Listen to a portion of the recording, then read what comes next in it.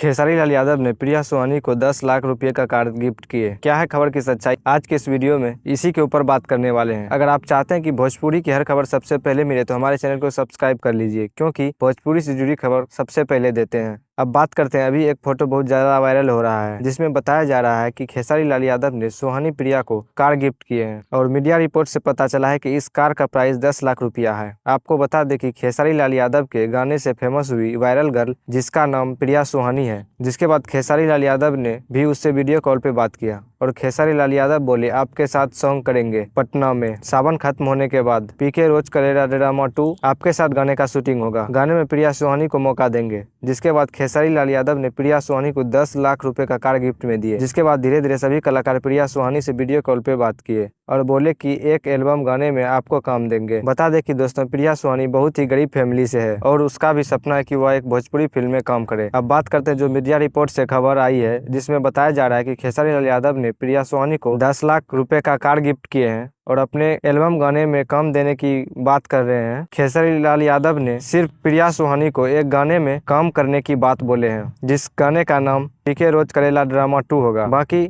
अगर वीडियो आपको अच्छी लगी तो वीडियो को लाइक और चैनल को सब्सक्राइब कर लीजिए। मिलते हैं अगली वीडियो में, तब तक के लिए धन्यवाद।